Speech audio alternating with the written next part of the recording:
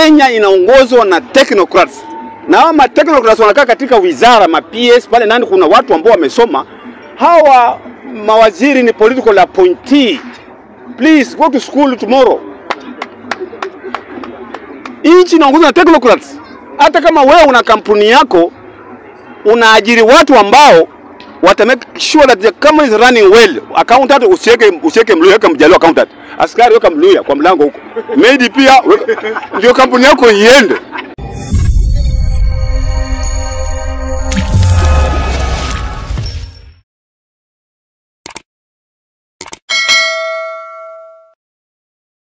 Kama ni peke yangu, imagine mnajipatia muache. Mr. Speaker, kuna maradhi hapa nimeyaona tena mengine. Nchi inaongozwa na technocrats, sio minister please. Nchi, rafiki yangu nisaidie, nchi ya Kenya inaongozwa na technocrats. Na hawa technocrats wanakaa katika wizara, PS pale ndani kuna watu ambao wamesoma. Hawa mawaziri ni political appointee. Please go to school tomorrow. Nchi inaongozwa na technocrats. Hata kama wewe una kampuni yako, unaajiri watu ambao wata make sure that the company is running well. Accountant usiweke Mluya, weka Mjaluo accountant. Askari weka Mluya kwa mlango huko. Maybe pia ndio kampuni yako iende. Usiweke Wakikuyu kwa account tu, hiyo imeanguka. Lazima Mr. Speaker, usiweke sana shauri yako. Mr. Speaker, to be honest enough, the new constitution wakati ilikuwa inaandikwa, iliandikwa with the due respect and one spirit. Lakini mtu mwenye alikojelewa hii kitu hii ni Kibaki na Ruto. Walipomtoa mtu la Kilonzo wakaleta Wamalwa. Ndio hao wakora ambao wana kesi kotini wote wakasimama. Wakwanza na Mwalimu. Mwalimu amelipa milioni 3 kotini, alisimama. Mwalimu ni mhalifu lakini alisimama. Because ile sehemu ambayo ilikuwa asisimame Mwalimu na Uhuru na Ruto, Mutula alitolewa. Wewe mmoja rafiki yangu unajua maneno, usijifanye ujui hapa leo. Wewe unaongea hapo unajua.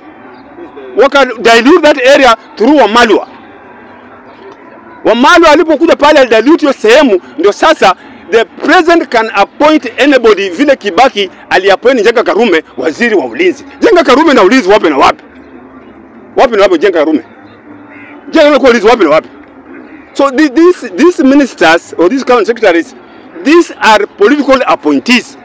Mwenye atengeneza kile kitu kwa chini ni technocrats. Unajua maana yake, unajua technocrats.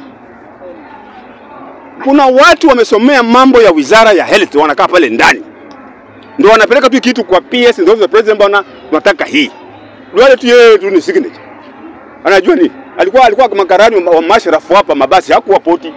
Alikuwa karani wa masharafu hapa bondeni.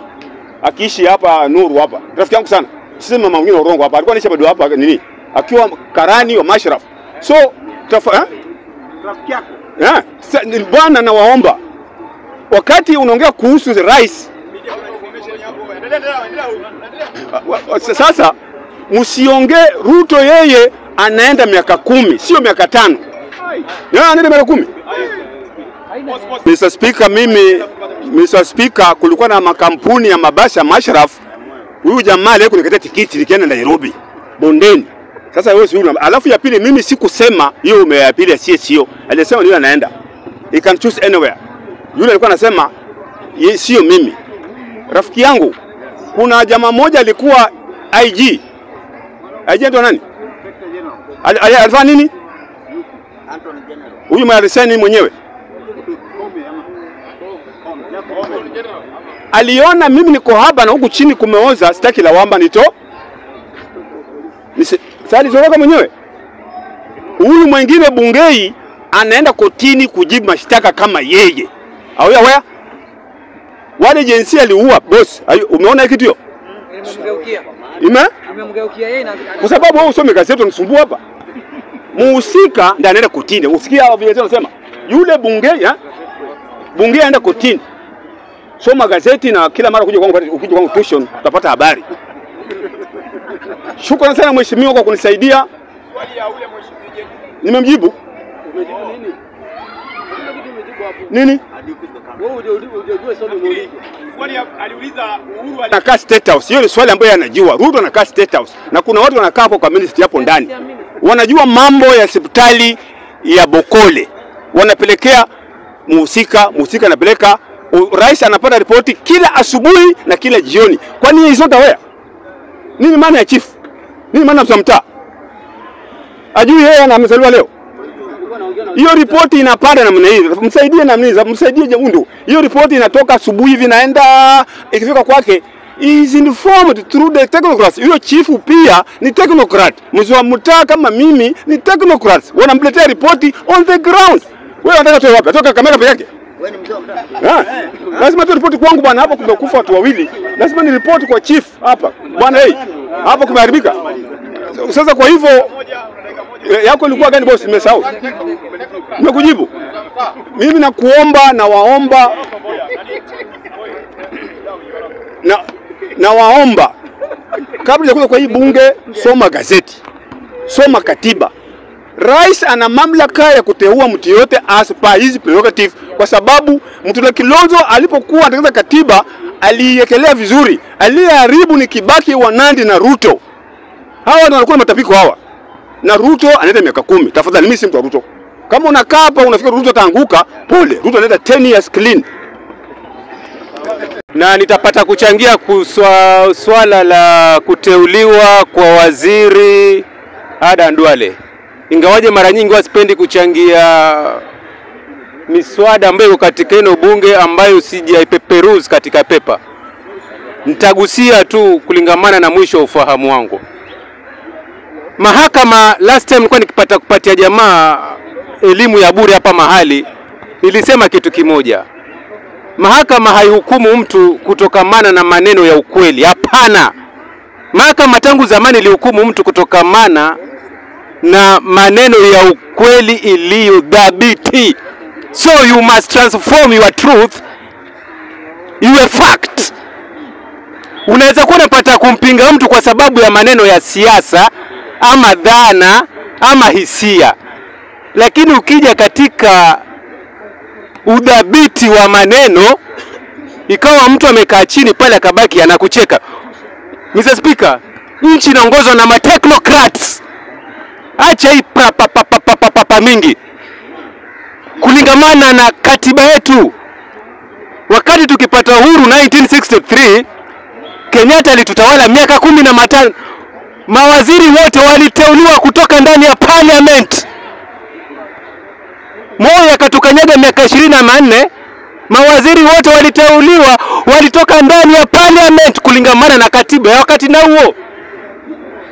Hawa watu ambao wamesoma katika hizo taaluma wangeliweza kupatikana sehemu gani katika miaka hiyo?